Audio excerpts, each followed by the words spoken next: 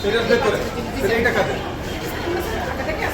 এটা আছে বলে আছে আর কি যেটা আপনি ইউজ করেন। আসসালামু আলাইকুম।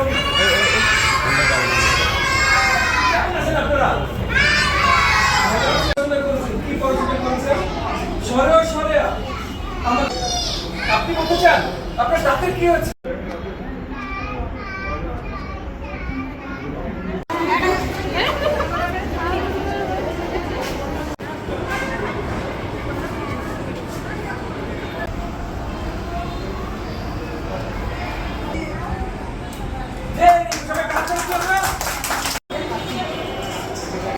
প্রত্যেকটা জায়গায় আমাদের ভালোভাবে দেখতে পারতে হবে।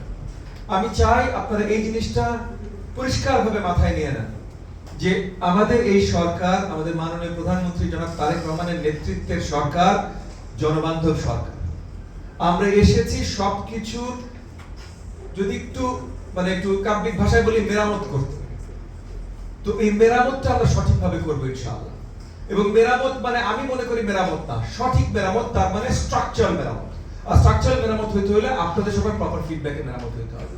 তো আপনাদের মন খুলে ওই ফিডব্যাকটা দিতে পারতে হবে, কারণ আপনাদের ভিতরে ওই বিশ্বাসটা থাকতে হবে যে এই সরকার আমাদের কথা শুনবে, এই সরকার সঠিক কাজটা করবে। আপনি যা চাইবেন তাই পাবেন তা না, কিন্তু স্ট্রাকচারাল চেঞ্জের জন্য যে প্রয়োজনীয়তাগুলো আছে সেগুলো যখন আপনারা আমাদের কাছে নিয়ে আসবেন, এই সরকার সেই চেঞ্জেসগুলো বাস্তবায়ন করার জন্য কাজ করবে। পুরো নতুন অনেক কিছু নতুন আমরা স্ট্রাকচারাল চেঞ্জেস নিয়ে আসবো। যেমন হচ্ছে মিড ডে মিল নিয়ে আসছি, বাচ্চা শিশুদের খাবার, ইউনিফর্ম, জুতা নিয়ে আসছি। তেমন টিচারদের নিড কিভাবে আমরা ফুলফিল করতে পারি, কারণ ক্লাসরুমের দায়িত্ব তো থাকে টিচারের। আমরা এই যে যেমন ডিজি মহোদয় বললেন, একটা বড় কাজ হলো শিক্ষার্থীদের ক্লাসরুমে নিয়ে আসা।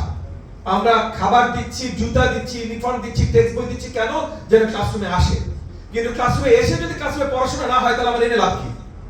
তাহলে আশা এই প্রকল্প 1000-এর উপর স্কুলে বাস্তবায়িত হচ্ছে এবং এই প্রকল্পের আয়তায় যা যা কিছু পড়ছে এটা আলটিমেটলি সকল স্কুলে বাস্তবায়িত হবে। এই প্রকল্পের ভিতরে অনেক কিছু পড়ছে।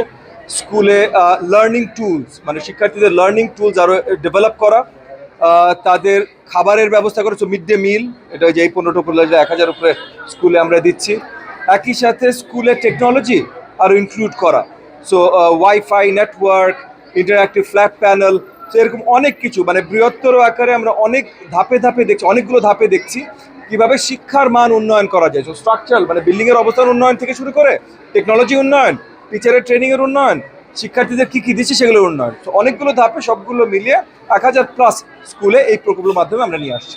দেখেন, আমাদের মূল লক্ষ্য সকল শিক্ষার্থীদের এবং ওই বয়সী মানে 5 to 10 year olds তাদের সকলকে সুশিক্ষার আয়তায় নিয়ে আসা।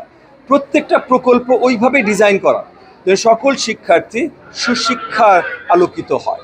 আমরা কাউকে পিছিয়ে ফেলার কাজ করছি।